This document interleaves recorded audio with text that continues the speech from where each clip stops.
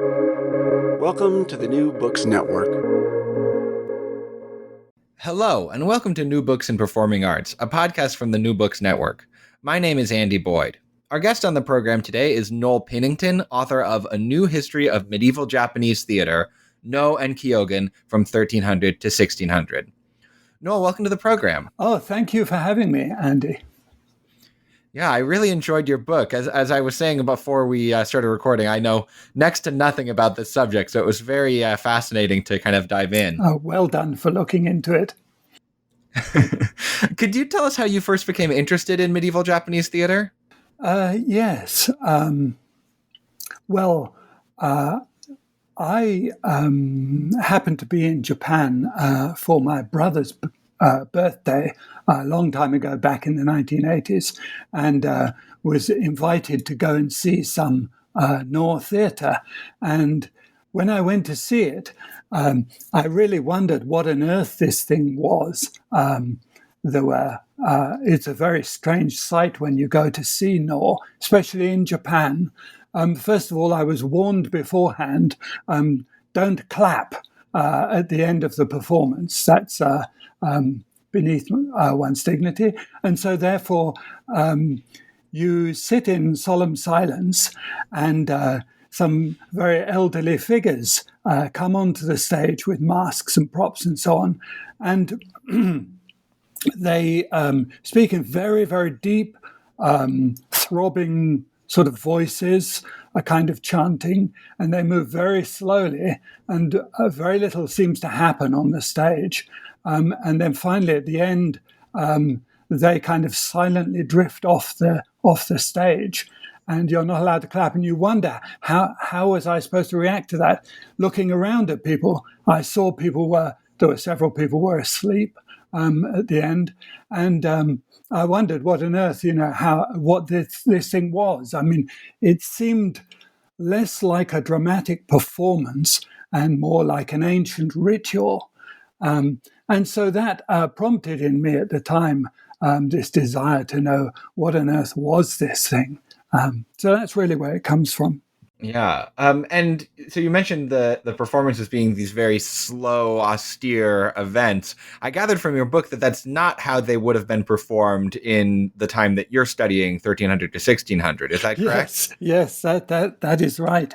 So there's a sort of belief in Japan that these traditional arts are totally unchanged. And so the general discourse that you hear when you're in Japan is that the amazing thing about noise is exactly the same as it was 600 years ago in the late 14th and early 15th century when it was developed. So and there is a certain amount of truth to this. There are elements that are preserved, but as you surely know, in performance, what happens is that many aspects of performance can't be recorded easily. So the things that can be recorded easily are really the scripts, the play scripts, the words that are used. But all the rest with performance evaporates when the performance is over. And so really it's become more and more apparent that in recent years, that at least for the first 300 years of the development of Noh, it changed fairly rapidly. And the ways that we can get access to this information, and one is by looking at performance records. There are a few performance records that say, at 10 in the morning, we started our performance and we did 10 plays and we finished by early evening. And so we know that the speed in particular of performance has got slower and slower and slower. And people have come up with theories why it became slower and slower. And alongside it going slower and slower and slower is a funny thing, really. It seems that voices have got deeper and deeper. I don't know why that is. And so the old idea was that back in the 14th century, ordinary people were so kind of sophisticated in their aesthetic appreciation that they could really sit and enjoy a performance that went on for ages and nothing happened and was very, very slow and was extremely subtle. And that's a total contradiction of common sense. I mean, we can't see kind of peasants going to a performance of Noel and sitting through this thing that just sends most people to sleep. And so, although it is a wonderful thing, Noel performance today, but it's clearly very different from what they saw. And probably what they saw, well, we've got some records of kind of reactions in the 14th century to performance of plays. People got extraordinarily excited and started jumping around. And there's a very famous scene where they got so excited that a whole kind of set of stands in which an audience was sitting collapsed from the people jumping about. And people were so overexcited, they went and started grabbing the women who were watching and taking them off and raping them in the bushes and grabbing swords from the upper-class samurai and laying about them and chopping people's heads off. This was because they were so stimulated by the performance they saw. That'd be very unlikely to happen with the performances we see today. Yeah, or any performance today, for that matter. That's quite an extreme reaction. Yeah, this is interesting because a sort of similar thing has happened with Shakespeare, though not as extreme. You know, there's lines in Shakespeare plays where people talk about the plays being 2 hours long, and they're performed now, they're 3.5 hours long. So I wonder if there's a sort of general rule that plays get slower over time. I'm not sure. Yeah, that's very interesting. Probably something to do with the attempt to preserve over generations. Anyway, sorry, I interrupted you.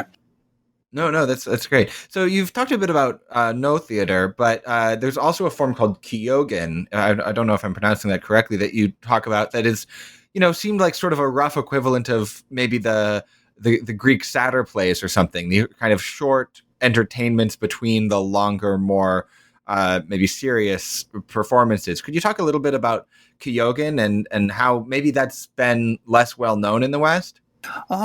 Yes, that's an interesting question. How well known it has been or hasn't been? Yes, the origins of Kyōgen are difficult to place because of naming conventions, so that it only started to be called Kyōgen in the 14th century, and it's possible that it was called something else before, and so has a longer history than we know. But in any case, Kyōgen, the great contrast that we see between Kyōgen plays or skits and Noel plays is that for a long period of their development, they were not scripted, i.e. scripts weren't written down for them. And so they were much more things that were performed in a sort of improvisational way. I think probably on the one, you had two actors on the whole, and probably they had a series of techniques for improvisation, and they would take a general kind of story or subject, and then they would perform them. So Kyōgen today is interesting because it seems to have been much less affected by this retardation over the centuries. And so if you go to Kyōgen today, you find that they're much easier to understand. The language is much closer to modern Japanese. And also they're much quicker and livelier. And also they have this comic aspect to them. They very often have kind of moments when people laugh. And they have a very sort of powerful kind of feel-good factor to them. And these have become more and more popular in recent times in Japan. And the actors of Kyōgen have been less constrained by tradition. And so therefore you find that there are quite extraordinary Kyōgen plays about modern issues like nuclear weapons or ecological disaster.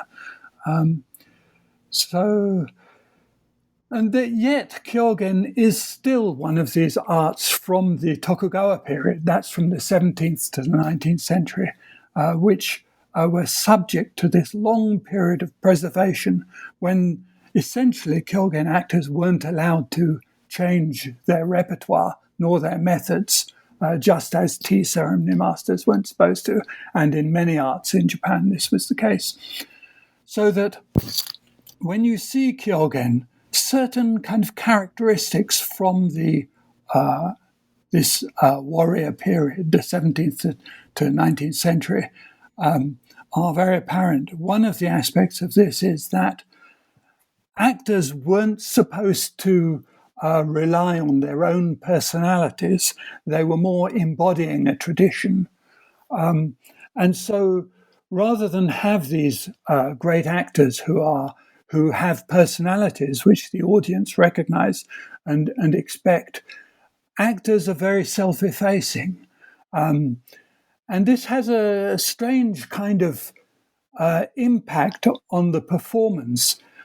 We might love to see someone like Laurence Olivier with his tremendous kind of personality that comes through all his roles, or maybe Kenneth Branagh doing Hamlet or something like that. But a great actor really in Japan is someone who sees his life as being to some degree self-effacing and also to some degree dedicated to the audience and putting themselves aside, dedicated to tradition. And this creates this extraordinary kind of pure, ethereal kind of atmosphere. It's as if we're in a kind of empty world of the mind in which a performance appears before us that is simultaneously ancient and also being performed at the moment. So that when we laugh, it's more like a kind of Mozart sense of kind of joy, a sort of a joy is at the same time kind of eternal and ethereal. Anyway, I'm being a bit impressionistic here. No, that's great. That's great. One of the things you said about Kyōgen that I thought was interesting is that there are a lot of contemporary Kyōgen plays, which sort of implies that that's not true of No. I know of some examples of contemporary No plays. I know Yukio Mishima wrote some, but is that more the exception than the rule? Is it mostly the kind of old repertory that gets performed? Yes, absolutely right. So. Yes, there have been attempts in the 20th century in particular to create No plays, and the traditional No acting schools in general don't perform them. So we have this interesting situation of these old schools, which can be traced all the way back to Zeami, who and to the kind of the troops that we know of from Nara in Japan in the 13th century, and their continuous lines, and this gives them tremendous legitimatory characteristics. So on the other hand, we have people who train in No, and interestingly enough, most people who there is this tremendous thing of learning to perform No that people love to do in Japan.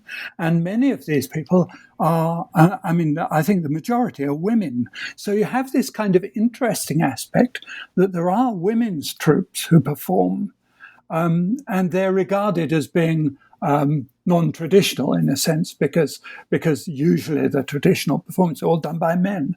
And so these people are more experimental and they're more likely to put on modern plays, yes.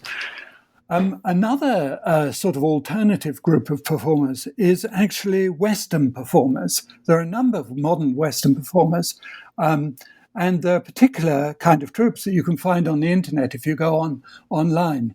And there have been many modern English language No plays that have been written and then are performed by modern performers. And these are very interesting to go and watch, and there are films of them you can watch. Yes. So that kind of leads me to a question that's a little bit outside of the purview of your book, but I wonder if you might hazard an answer anyway, which is No theater was very influential in the early 20th century in Europe. Thinking about figures like William Butler Yeats, Ezra Pound, Arthur Waley. These were people who were Western authors who were very interested in No theater. do you feel like they kind of understood the significance of no theater, or was it kind of guesswork that got a lot of things wrong? Right. Yes, that is an interesting question.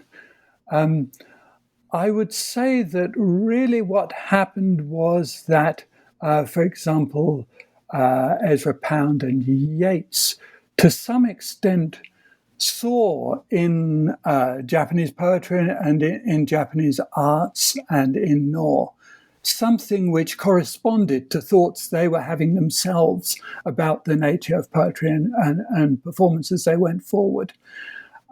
So I wouldn't characterize it as so much a misunderstanding as they were emphasizing aspects that seemed important to themselves. When we come to Arthur Waley, we have something a little bit different there because we have a serious kind of academic who really knew his stuff. And I think his translations, anyway, are pretty reliable. I think he was an extraordinary character who was able to understand a great deal about Japan without ever having gone there, as far as I understand. Yes. Could you give us a sense of kind of, if you were to go see a No play around 1500, what would you see? What would be the costumes, the set, the theater? What would the audience look like at that time? Right. So, yes, the 15th century. So, interesting kind of situation. So, probably we would see certain types of performance. And one kind of performance would be this thing called kanjin, which was very interesting. Japan had just got started to have really a cash economy. And so it became possible for ordinary people to pay small amounts and yet be able to have access to these performances. And so the performers, were playing to the crowd, and you had these huge crowds. On the other hand, you had elite performers, elite patrons, who probably had very different tastes. So probably a great variety of styles of performance. So one of the things that we know about that we can't see today is there was a great tradition of demonic performance. And so you'd have these actors that specialized in coming on as kind of demons onto the stage. And they were definitely supposed to be as frightening as possible. And they would have masks made for themselves. And they would do as best as they could to move very violently and make a sort of violent sounds. And you always had this extraordinary kind of group of percussion players in the background with the Noel flute. The Noel flute was made in an extraordinary way that meant the overblow was not an octave. Most flutes, if you blow them too hard or record it too hard, you hear a sound which is an octave above the note that's normally played. Noel flutes were made in such a way that instead of getting an octave above the sound, you got this very, very shrill, disharmonic sound, basically a seventh, so that it created this very kind of scary noise. And then you had this kind of thumping drums of various kinds being played. And so you could have that kind of performance. On the other hand, in the 15th century, when you looked at performances before the Shogun, elite performances and so on, there was a kind of move towards away from that kind of scary performance towards something that was very elegant, very beautiful, that involved beautiful costumes. And we had a period when there were kind of master actors who were stars of the stage. And so these actors would bring into their performances tremendous dances and lovely songs, probably songs that at that time were not felt to be old-fashioned, but more like popular songs of the time, especially warrior songs, so that these actors would come on and do these plays, which probably lasted about 20 minutes or 30 minutes. And they were more like opera, really, opera than plays, in that dance, costume, music, singing were key parts. And one thing we know about performance is that they started slowly and then got quicker and quicker towards a kind of denouement. Very often the person we were seeing on the stage, the key main character, would be a sort of someone who is dead, a ghost, who is appearing gradually. When they first appear, they appear as a living, ordinary person, and then gradually, as night comes on, they would reappear transformed as who they were in real life. Now they're in the world of the dead, and they would have this extraordinary kind of beauty. But also, they would sing songs that talked about their suffering in the afterlife, and talked about their tremendous memories of the beautiful lives that they lived. This was the sort of scene that we would see. And then these would be interspersed with these comic skits, which really relieved the atmosphere and gave people a chance to laugh before you were plunged into another world of the past. From that description, it really sounds like this was a very poetic and almost philosophic style of theater. Would you say that's accurate? Well, when we look at the plays that are written at that time that survive to the present period, what we notice is that they're not really plays that tell stories in the way that plays do if we go today. If we go today and see a play, we expect to see actors impersonating individuals, and then we expect to see them actually enacting stories from the past. Sorry, not from the past, enacting stories which have already been written, but we're seeing before our eyes being played out. So in Noel, what we see when we look at plays is that they're more in the way of uncoverings of events, and also of uncoverings of psychology. And so we'll first of all see someone come on and be in disguise very often. But then gradually what happens is, in dialogue with another character on the stage, the psychological roots of the person they are exposed. And so it's a kind of progressive deepening and investigation of the psychology of individuals. These are particularly the plays that are written in the early 15th century, and it's not the case with plays that were written later, for example, in the 16th century, which are much more based on the enaction of dramatic events. And so there are really two types of play in the No theatre. So in a sense, yes, they're more sort of philosophical, the earlier ones, and then the later plays are much more ones which are, if you like, visual extravaganza or spectacles, in which we see great stirring events being played out on the stage. And that's another kind of play that we get. Could you tell us a bit about the influence of the different religious traditions of Japan on No theater at this time? I'm thinking particularly of Zen, which I believe took root in Japan around the same time. Is that right? Yes. So this is there's a sort of history of discussion of this issue, and by and large, what people say is that the way in which actors visualize their own behavior, their own arts, their own training was very much influenced by a language related to Zen and to Buddhism. But we see very little sign of Zen in particular in the stories that are being performed.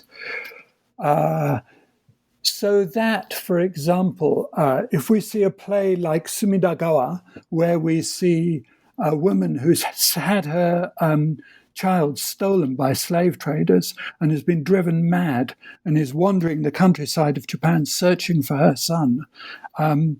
She then comes to a particular river where there's a ferryman. And as she's crossing the river, all the people on the boat think, oh, there's this lunatic old woman raving away.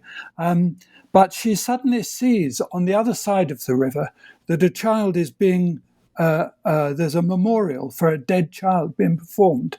Now, that memorial is being carried out using the popular Buddhism of the day, which was Amida worship, which had very little to do with Zen in the sense that we think of Zen, but was really popular Buddhism, trying to aid people in the afterlife to get on to a better future. So in that particular play, she has her madness cured, if you like, by seeing the dead spirit of her son on the other side of the river in this memorial service being carried out by local villagers. So we see there that the whole Buddhist setting of the play is really not a Zen one. It's nothing to do with meditation. It's nothing to do with the idea that everybody has a Buddha nature or anything like that. It's more to do with popular Buddhism. However, the aesthetic tastes of the people at the time when that play was written, and especially of the shogun, were very much to do with Zen. And the shogun at that particular time was actually used to dress up as a Zen monk and surround himself with what he felt were Zen-style paintings. And so they liked that sort of aesthetic of Zen, which was a kind of gradually moving towards a kind of minimalism, a kind of, what will we say, symbolism. So we see in the aesthetic of no performance and the ideas of no actors a good deal of influence about Zen. But in the stories of the plays, we find that they're more related to Shintoism, or that is local shrine worship of local gods, to do with legends, to do with the local gods, and to do with more sort of popular Buddhism about salvation, and about what happens to you after you die, about your karmic suffering for evil deeds you've committed, that sort of thing. One of the things you write about in the book is how Japan didn't really have much of a theatrical tradition at all prior to this period. China, I think, has a much longer theatrical tradition. Does No reflect at all the influence of the Chinese theatrical tradition on Japan? Well, that, again, is a tremendously interesting question. The whole study of No has been at the hands of people really in the 20th century.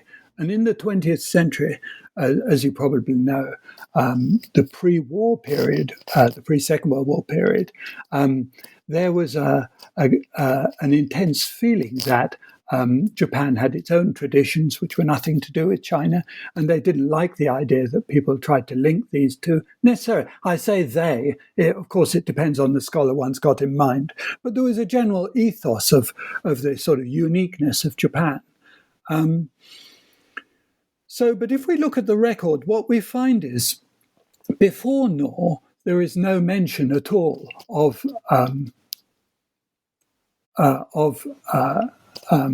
any kind of theatrical tradition that we can see apart from comic theatre. There are small signs of comic skits being performed going back quite a long way, and there's no one's ever found any kind of link between these and Chinese traditions. However, there is the possibility that those Zen priests who came over from China in the 14th century may have brought some knowledge of a particular kind of popular Chinese theatre at the time. However, there's absolutely no record of any kind of influence. And, well, in terms of subject matter, one can possibly see a kind of link between 15th century plays and plays that were being put on in China. But if so, it's there's no actual smoking gun, I think we call it. We can't find any evidence providing a link. On the other hand, I think in my book I've tried to trace ways in which I think that the normal view, which is that this theatre was created in Japan spontaneously, it's a fairly convincing view, one that we can go along with.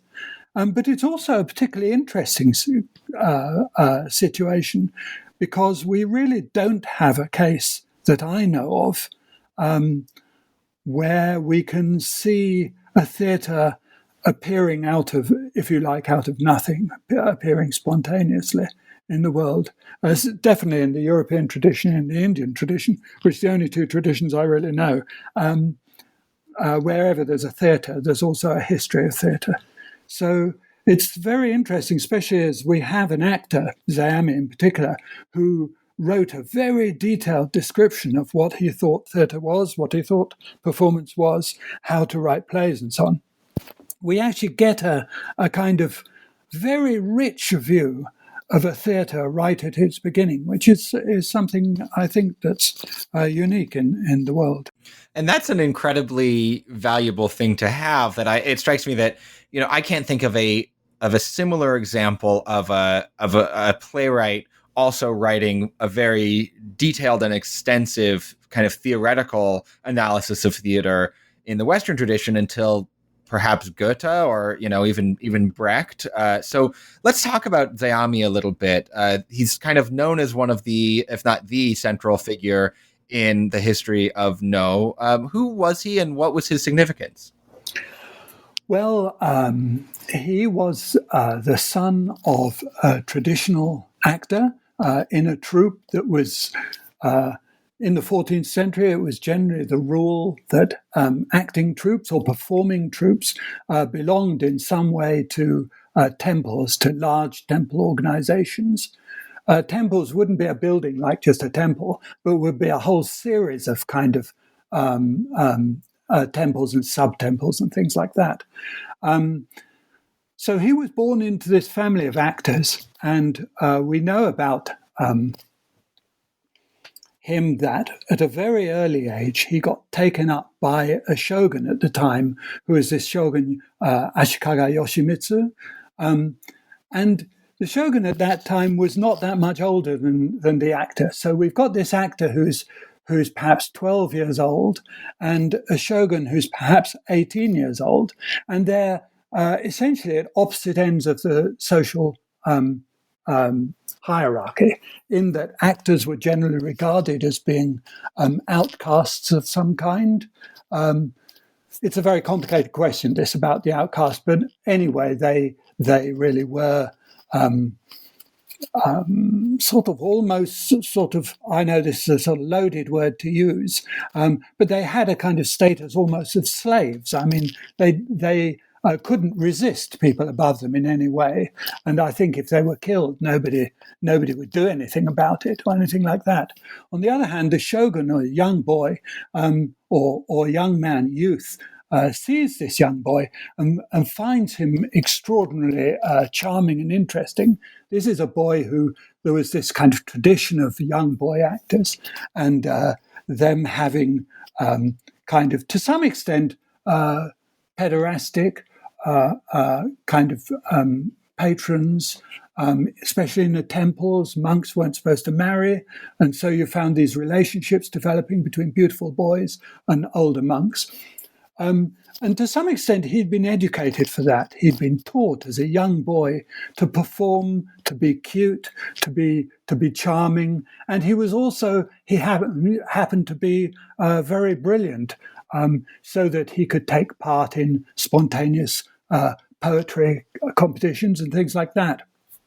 And so this beautiful boy was, we don't know exactly how, but probably because his father was performing on a certain occasion, was taken up by this young shogun, who was brought up to have absolute autocratic power. Nobody would ever cross him. And so he brought Zeami into his life, and he would have Zeami sit beside him on a kind of couch when they watched performances, and he would have him share his plate, which was apparently a great thing, and share his drinks.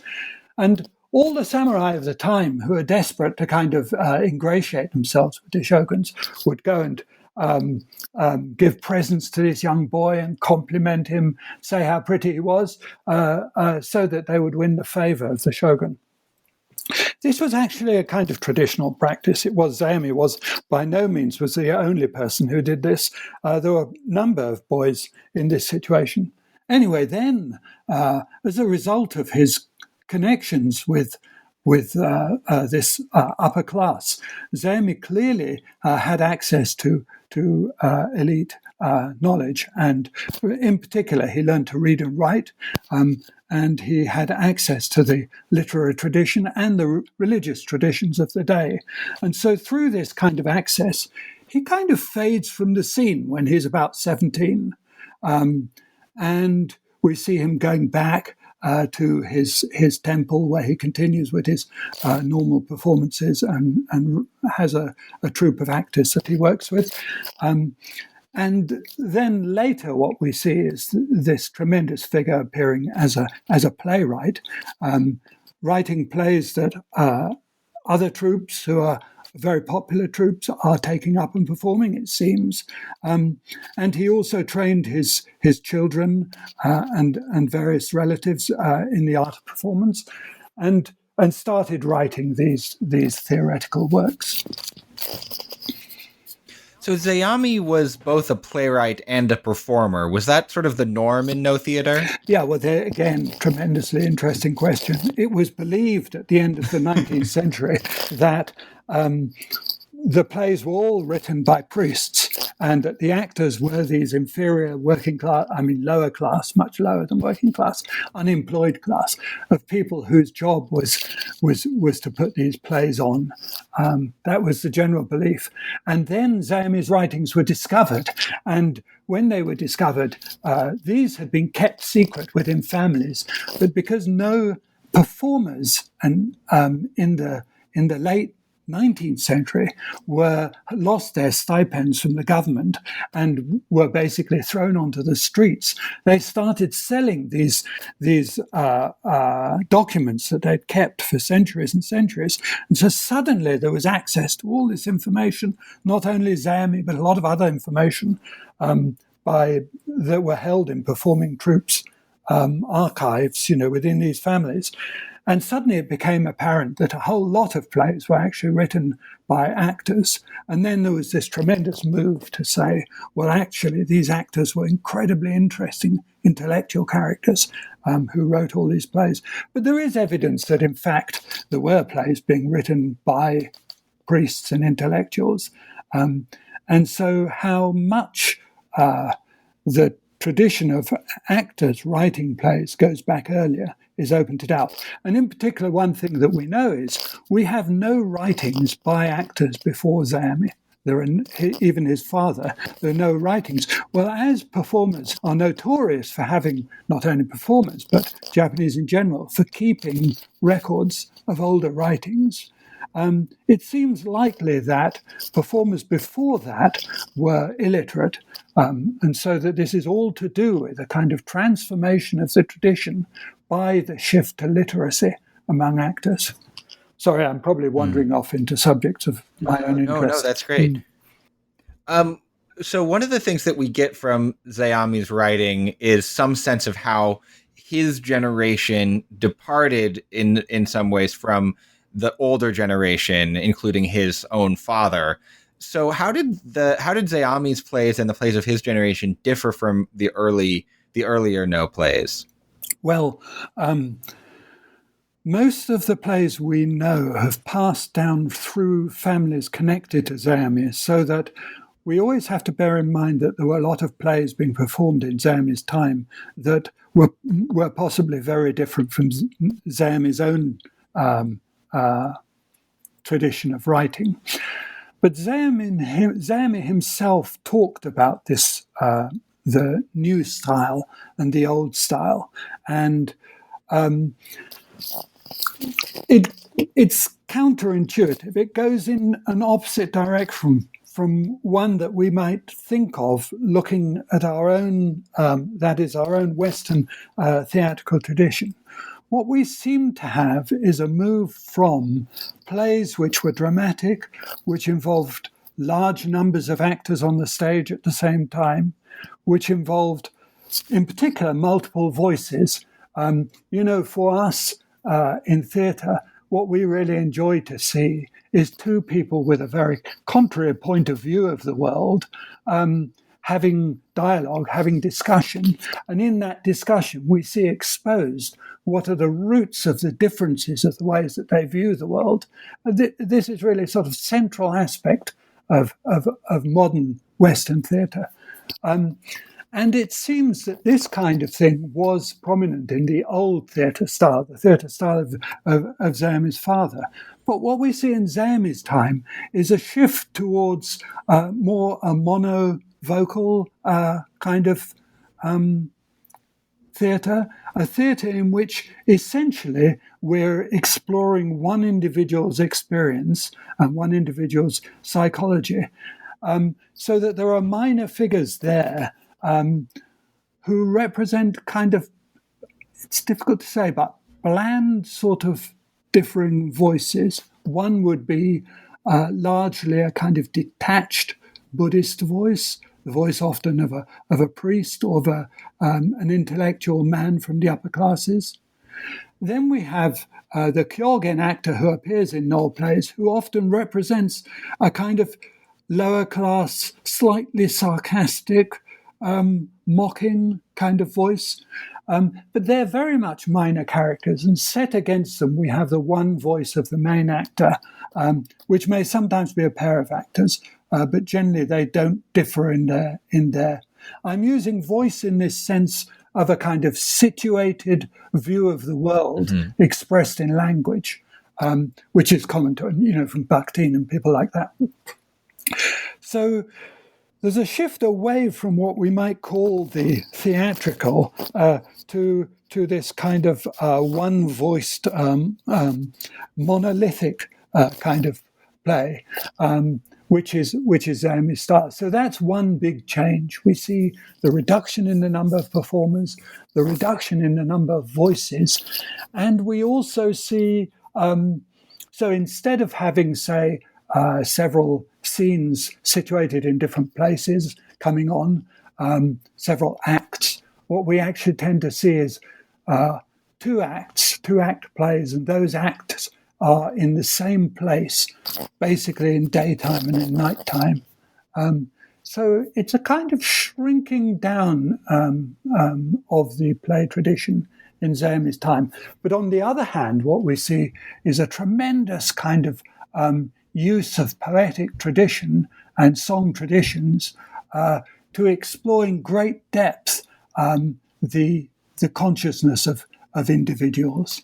And that is really the great achievement of the Noel play in this period. Would a playwright like Zayami have also composed the music for his plays? Absolutely. So this is the thing that we see really going back, is that it's fairly clear from what Zayami wrote that you would have a playwright that wrote a play, and then the actors would take that play and set it to music, set it to dance. They would sort of insert dances within it, and they would also sometimes adjust the words for various reasons, so that it seems that always the kind of musical aspect was something that depended on the actors, whoever the playwright was. And it's quite an interesting thing. There's arguments that appear in Zayami's writing where he says, well, this actor's no good because he doesn't understand that this kind of song style should go up at the end and not down at the end, that sort of thing. That's quite detailed. I mean, we don't have anything like that for contemporary theater in Europe. that kind of detailed description of, this particular actor isn't very good. Yeah. So that is fascinating about Zami, because he's got a strong point of view about what acting should be. But we're able to see, that's what I tried to, in a sense, to bring out in this book. We're able to see through him the voices of people that he disagreed with. Of course, we can't take what he says, as people have done. I think it's unwise to take it as face value. But at the same time, we do see these glimpses of all these other kind of traditions that are there, that are very interesting. Well, Noel Pinnington, I've taken so much of your time, and I just want to thank you so much for being on New Books in Performing Arts to talk about your book. I really enjoyed the book, and I really enjoyed our discussion. Well, thank you so much for inviting me in this way. It's been a great pleasure.